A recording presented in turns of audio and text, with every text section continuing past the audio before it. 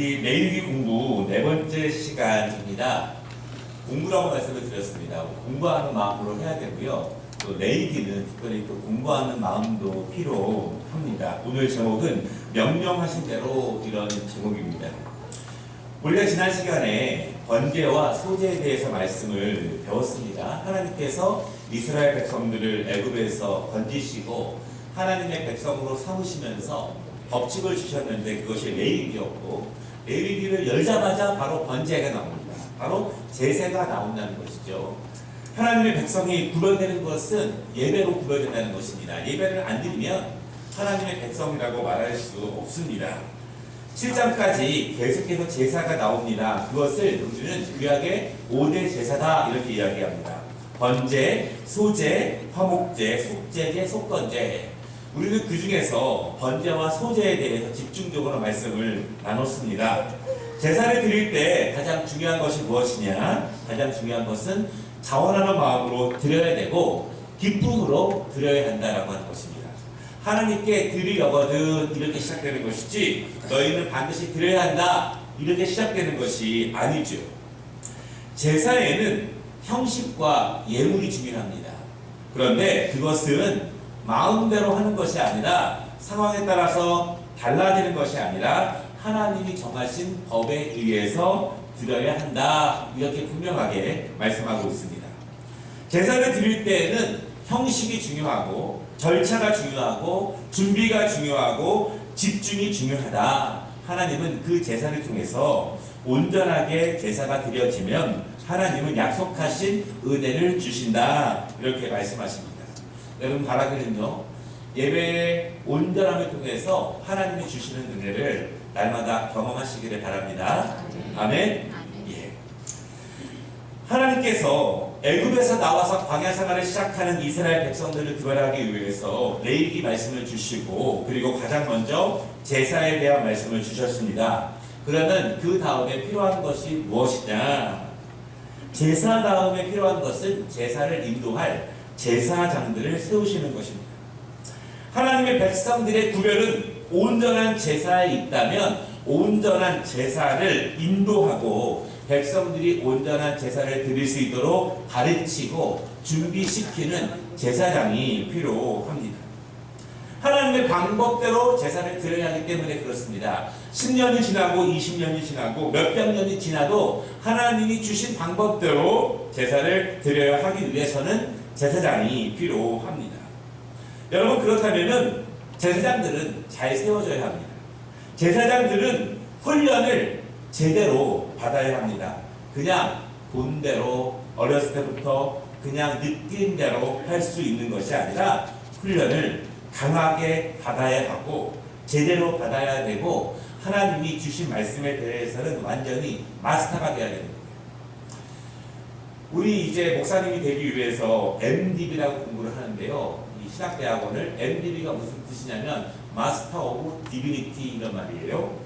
신에 대해서는 마스터가 한다 이런 말입니다. 하나님에 대해서는 전문가가 된다 이런 뜻입니다. 신학대학원을 졸업하면은 여러분 뭐 역사, 법학, 경제학 잘 모를 수 있어요.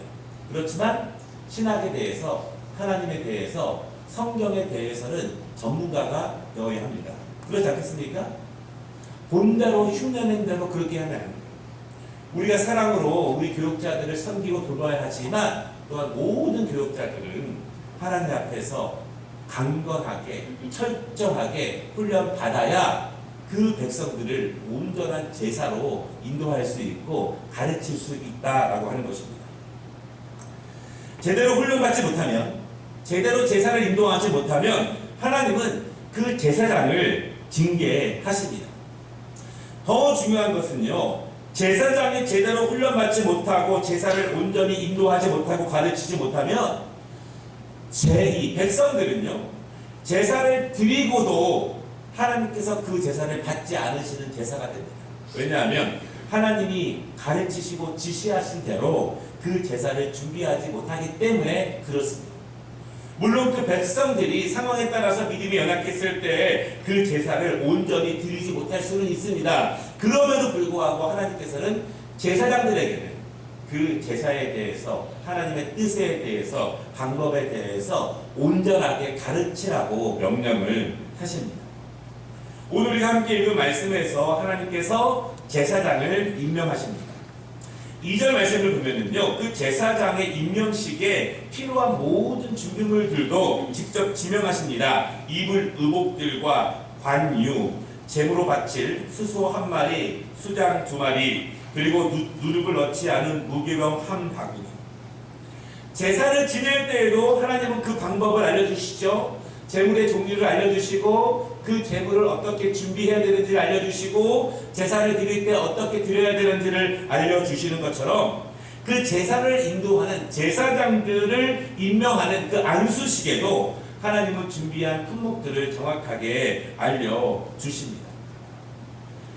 모든 준비물들이 완비가 됩니다. 그러면 누가 진행을 합니까? 인도는 오늘 말씀에 보면 모세가 인도를 합니다.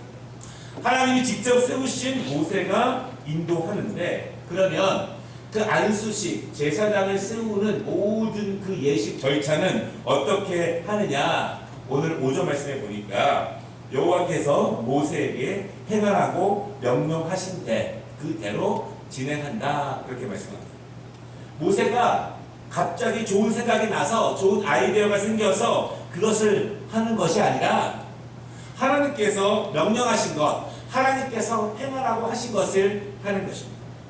여러분, 우리가 아무리 좋은 아이디어가 있어도, 또 반대로 아무리 하기 어려운 시간이라 할지라도 하나님께서 명령하신 것은 그대로 할 때에 은혜가 있고 능력이 있다는 것을 믿으시기를 바랍니다. 그러면 안수를 받을 그 제사장 후보는 누구인가? 오늘 6절 말씀에 보면은 아론과 그의 아들들이 제사장이 된다, 이렇게 말씀하고 있습니다. 우리는 이렇게 생각해 볼 수 있어요. 왜 아론인가? 아론은 최초의 제사장이 되기에 합당한가? 모세야 하나님의 신실한 종이고 하나님이 직접 부르신 종인데 아론은 어떠한가? 그가 제사장이 되기에 합당한가? 온전한가? 그리고 그의 아들들에게 제사장의 직분을 주시는데 그 아들들은 우리가 보기에 존경할 만하고 신앙이 좋고 성숙한 그런 사람인가? 같은 부류였는데, 같은 친구였는데 하나님이 어느 날 그들을 제사장으로 임명하시는 것입니다. 여러분, 아론이 어떤 사람이냐면 두 가지 모습으로 볼 수 있는데, 첫째, 그는 원래 모세가 말이 어눌했죠. 그 모세를 보필하기 위해서 하나님이 세우신 모세의 동역자입니다. 모세는 말을 잘 못했습니다. 하나님이 그를 세우셨지만 바로 앞에 나아가서, 애굽의 바로 앞에 나아가서 담대하게 말하기 어려웠습니다. 그때마다 하나님은 아론을 통해서 모세를 돕게 했습니다. 기적을 행할 때마다 아론은 그 옆에서 모든 것을 목격했습니다. 모든 것을 알고 있습니다. 모세가 높은 산에 올라가서 기도할 때, 아말렉과 싸울 때, 여러분, 아론은 그 팔을 붙잡고 종일토록 함께 기도했습니다. 기도하는 사람도 힘들지만 옆에서 종일토록 그 팔을 붙잡고 있는 사람도 여러분 굉장히 힘이 듭니다. 그 모든 과정을 함께 한 것이 바로 아론입니다. 아론은 모세의 형이죠. 하나님께서 모세에게 권위를 부여하셨고 하나님이 모세를 지도자로 세우셨는데 그 동생을 섬기는 것이 바로 아론입니다. 여러분, 동생을 섬기기가 쉽지 않죠. 어느 교회 갔는데 목사님이 계시는데 7 형제의 막내래요. 그런데 모든 형제들이 교회 장로님, 안수 집사님으로서 목사님을 잘 섬긴다고 합니다. 쉬운 일이 아닙니다. 한국은 특별히 이 장류 유사가 굉장히 심해서 쉬운 일이 아닌 것 같아요. 그런데 아론은 이 모세를 섬깁니다. 여러분, 그렇지만 아론이 완벽한 사람이 아니죠. 그가 허물이 많은 사람입니다. 그는 모세가 하나님을 만나기 위해서 시내산에 올라가서 오랫동안 내려오지 않을 때 그는 백성들을 선동하게 됩니다. 왜냐하면 그가 본 것이 있고 아는 것이 있기 때문에 백성들을 선동해서 금송아지를 만들고 그 금송아지를 섬기게 합니다. 백성들을 바르게 인도하지 못한 전력이 분명히 있는 사람이에요. 그 일로 많은 백성이 하나님의 진노를 받을 뻔했습니다. 우상 숭배를 주도한 것은 간단한 죄악이 아니고 쉽게 용서될 수 있는 죄악이 아닙니다. 그런데 하나님께서는 그렇게 허물 많은 이 아론과 그의 아들들을 제사장으로 선택하십니다. 여러분, 여기에는 큰 하나님의 뜻이 있습니다. 우리는 이해하지 못하지만 하나님의 뜻이 계신데, 그것은 무엇이냐면 하나님의 전적인 은혜이다, 이것입니다. 그리고 하나님은 명령에 의해서 아론을 제사장으로 세우게 됩니다. 아론은 제사장으로서 세워질 때까지 그는 공도 많은 사람이었지만 과도 많은 사람이에요. 하나님의 은혜를 입은 사람이지만, 기적을 경험한 사람이지만 백성들의 죄로 빠뜨린 사람이기도 합니다. 그런데 하나님은 그 허물 많은 아론을 제사장으로 삼으셨는데, 이것이 구원을 통해서 일하시는 하나님의 은혜요, 죄인을 구원하시는 하나님의 섭리요, 연약한 우리들을 부르시는 하나님의 뜻이 바로 이 제사장을 삼는 데에 하나님의 뜻이 이 안에 담겨져 있습니다. 하나님은 어떤 인간들을 구원하실까요? 하나님은 그 인간들을 어떻게 용서하셨을까요? 하나님은 죄인들을 어떻게 의인으로 삼으십니까? 하나님은 어떻게 그 사람을 쓰십니까? 여러분, 이것은 그 연약했던 아론을 제사장으로 임명하시고 그 아론을 통해서 모든 백성들이 하나님께 온전함으로 나아가는 그 길을 제시하라고 하는데, 하나님의 뜻이 그 안에 있습니다. 하나님은 레위기서에서 먼저 번제를 가르치셨죠. 그 번제는 우리의 죄에 대한 그런 제사입니다. 죄인이지만, 범죄했지만, 마땅히 죽어야 하지만 하나님은 명령하셨습니다. 너희는 마땅히 죽어야 한다. 그러나 너희가 어떻게 용서받을 수 있냐면 흠없는 제물을 정성으로 준비하고 내가 너희에게 가르친 그 제사법대로 너희들 제사를 드리라. 그러면 하나님이 그 짐승을 너의 죄값으로 받으시고 너를 용서하신다, 그렇게 말씀하세요. 하나님은 죄를 미워하십니다. 그리고 죄를 심판하십니다. 그러나 정확한 것은요, 회개하지 않은 죄를 미워하시는 것이고 회개하지 않는 죄를 심판하신다, 그것이 제사에 담겨진 하나님의 뜻입니다. 돌아오지 않는 죄를 하나님은 심판하시고 바르게 제사를 드리지 않는 죄를 하나님은 심판하신다, 그렇게 말씀하고 있습니다. 하나님은 온전한 제사를 통해서 분명하게 그 죄를 용서하신다, 이렇게 말씀합니다. 여러분, 이 사실을 믿으시기를 바랍니다. 구원받으면 그러잖아요. 언제 구원받았는지, 몇 달 만에 구원받았는지 압니까? 이렇게 말해요. 또 어떤 사람들은 뭐라고 말하냐면, 당신이 구원받은 것이 맞습니까? 그러면 왜 매일매일 죄를 짓습니까? 여러분, 하나님께서 우리에게 말씀으로 주신 그 구원은 변하지 않는다는 사실을 믿으시기를 바랍니다. 우리가 잘 모를 수 있어요. 애매할 수 있습니다. 그러나 성령께서 우리를 인치신 것은 우리의 연약함 넘어 더 크신 능력이고 우리의 무지함 넘어 더 큰 능력입니다. 하나님께서는 우리를 온전한 예수 그리스도의 보혈을 통해서 구원하셨다는 사실을 믿으시기를 바랍니다. 신앙생활을 하다 보면은 교회에는 많은 분들이 모여 있지 않습니까? 그런데 다 같습니까? 다 성격이 다릅니다. 교회에서 벌어지는 일들 가운데에서 마음이 아픈 적이 많이 있죠. 그런데 그것이 꼭 믿음의 일과 하나님의 일 때문이 아니라 서로 간의 관계 때문에, 실수 때문에, 벌어지는 일들 때문에 아픈 경험들이 훨씬 더 많습니다. 그래도 성도들끼리 벌어지고 있는 잘못과 명백한 실수에 대해서는 조금 관대합니다. 교회니까 은혜가 많아야 되고, 교회니까 용서해야 되고, 교회니까 그래도 이해해 줘야 되고. 그렇지만 여러분, 이 목회자들의 잘못이나 실수에 대해서는 엄격할 때가 많습니다. 그 목회자들은 완벽하기를 바라고 온전하기를 바랍니다. 그런데 그렇지 않아요. 이 아론을 보십시오. 얼마나 실수가 많고 연약하고 부족합니까? 또 우리 교회 모든 교육자들은 연령적으로도 많지 않습니다. 세상적인 경험이 부족할 때가 많이 있어요.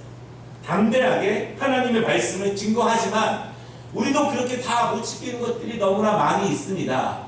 많은 연약함이 있다고 하는 것이죠. 그런데 이 안에서 우리가 다시 한번 기억할 것은, 하나님은 그렇게 부족한 사람들을 제사장으로 세우시고 그렇게 중한 죄를 지은 아론을 하나님은 제사장으로 삼으시며 우리 모두가 하나님 앞에 죄인이지만 의인으로 강건한 구원을 받았다는 것을 오늘 제사장을 임명하는 것 가운데 선포하고 있다는 것을 우리가 보게 됩니다. 신약시대 이후에 우리 개신교는요, 모든 그리스도인들이 제사장이라고 하는 하나님의 이 만인 제사장 신학을 따르고 있습니다.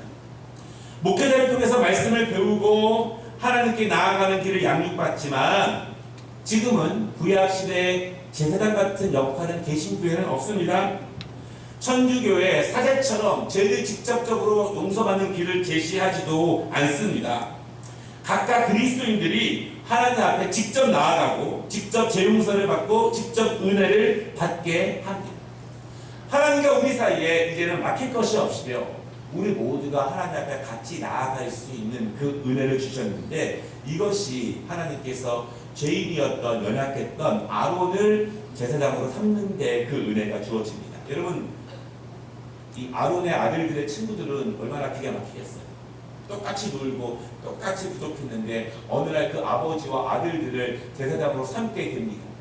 인정하기 어렵죠. 우리의 인간적인 시각으로는 인정하기 어렵습니다. 그러나 이스라엘 백성들은 그것을 받습니다. 왜냐하면 하나님의 명령이 임했기 때문에 받습니다. 오늘 이 안수식의 가장 중요한 것은 오늘 제목처럼 여호와의 명령하신 대로, 오늘 우리가 읽은 본문에 총 6번의 이 여호와께서 명령하신 대로 나옵니다. 여러분, 백성들은 왜 제사가 필요한지 몰랐습니다. 그들이 이해를 했기 때문에 제사 제도를 받아들인 것은 아닙니다. 그들은 역시 왜 제사장이 필요했는지를 몰랐습니다. 그들이 동의해서 제사장을 받아들인 것은 아닙니다. 그러면 그들은 그것을 왜 받아들이게 되었느냐? 하나님의 명령하신 대로, 하나님이 명령하셨기 때문에 그것을 받아들이게 됩니다. 연약했던 죄인들과 같은 부족한 사람이었지만 하나님이 명령하셨기 때문에 아론과 그 아들들을 제사장으로 받들게 됩니다. 아마 투표했다면 다른 사람이 될 수도 있을 것 같아요. 그럼에도 불구하고 우리는 하나님의 명령이 더 앞설 때가 있다는 사실을 여러분 믿으시기를 바랍니다. 모세는 하나님이 주신 권위로 선포를 합니다. 이스라엘 백성들은 그 권위 때문에 오늘 하나님이 주신 그 명령을 따르게 됩니다. 이해로 되는 것이 아니라 하나님께서 주신 권위가 선포될 때 이스라엘 백성들은 믿음으로 그것을 받게 됩니다. 그럼 왜 그들은 하나님의 명령과 하나님의 권위에 의해서 선포된 그 말씀을 따라야 하느냐? 여러분, 그들이 자신의 구원으로, 자신의 능력으로 구원을 받았습니까? 자신의 능력으로 애굽에서 나왔습니까?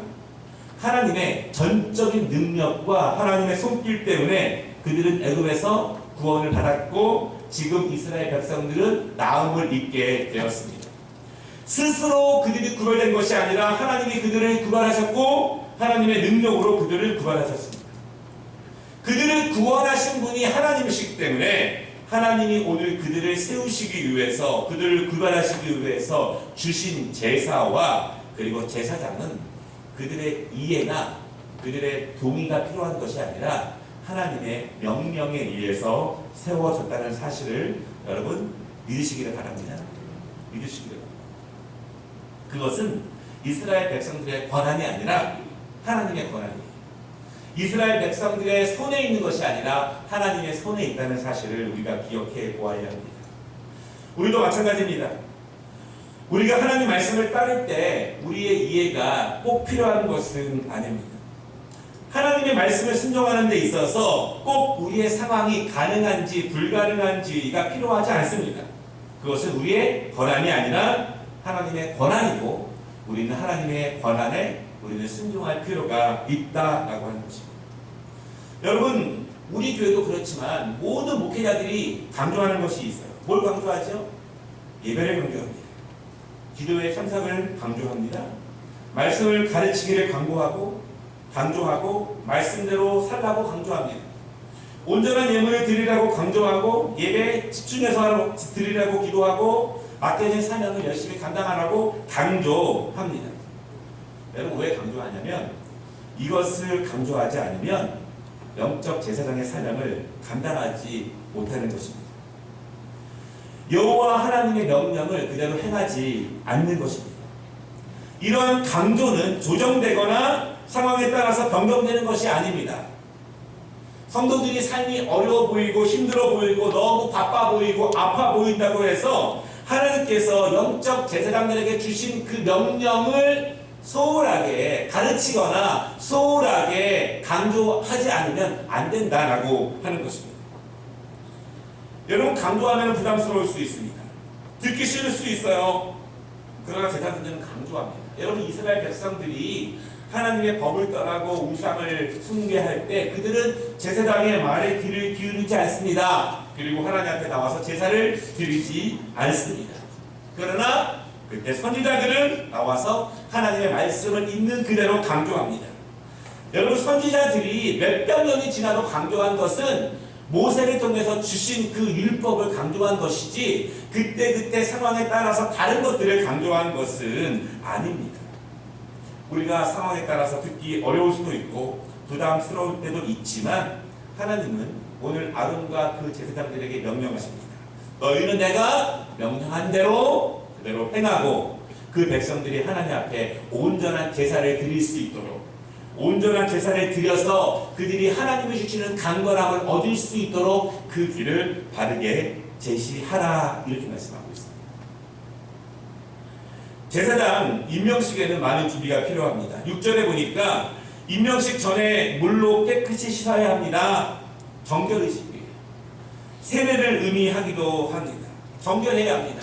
늘 부족함이 있습니다. 먼지가 늘 묻어있을 수 있죠. 그럼에도 불구하고 늘 정결의식을 통해서 자신의 몸과 마음을 새롭게 점검합니다. 7절 말씀을 보면 속옷을 입고 띠를 띄우고 겉옷을 입고 그 위에 제사장의 상징인 에봇을 입습니다. 그리고 가슴에 흉배를 붙이고 그 안에 우림과 균등을 넣습니다. 하나님이 다 명령하신 것입니다. 9절 말씀 머리에 관을 씌우고 그 관에 패를 달았는데 거룩한 관이라 이렇게 말씀합니다. 10절 관유를 성막과 성막 안에 모든 기물에 발라서 그것을 거룩하게 구별합니다. 제단에 7번 뿌리고 모든 것을 거룩하게 합니다. 관유를 아론의 머리에 붓고 아들들에게도 똑같이 합니다. 그리고 수소마지를 잡아서 그것을 완전히 불사릅니다. 이 모든 것은 생각난 대로 아이디어대로 환경대로 이렇게 한 것이 아니라 하나님의 명령하신 대로 진행했다 이렇게 말씀합니다. 여러분 이제 제사와 제사장이 임명되었습니다. 이제부터 본격적인 제사가 드려지는 거예요. 우리가 지난번에 번제와 소제를 배웠다고 해서 진행된 것은 아니에요. 제사장이 임명되면서 본격적으로 그 제사가 진행되게 됩니다. 하나님의 자녀는 번제를 통해서 죄 용서를 받을 수 있고 화목제를 통해서 하나님과 화목하게 나아갈 수 있습니다. 하나님은 제사를 제정하셨고 인도할 제사장을 선정하셨다. 이것은 그 백성들을 부담스럽게 하고 힘들게 하고 어렵게 하고 괴롭게 하기 위해서가 아니라 그 백성들을 구별하기 위해서 그 백성들을 정결케 하기 위해서 하나님이 내 백성이라는 것을 보증하기 위해서 그 백성들을 강건함으로 인도하기 위해서 오늘 이 제사장과 제사 제도를 주신 것입니다. 오늘 하나님께서 우리에게 예배를 드리게 하고 하나님을 섬기게 하는 것, 우리의 상황 따라 힘들고 어려운 것들이 많이 있지만 진정으로 하나님께서 우리를 복주시고 강건하기 위해서 이 제사 우리에게 예배를 주신 것입니다. 바라기는 여러분 예배를 통해서 하나님이 주시는 온전한 은혜와 강건함으로 한 주간도 승리하는 우리 모든 성도들이 되시기를 주님의 이름으로 축원합니다.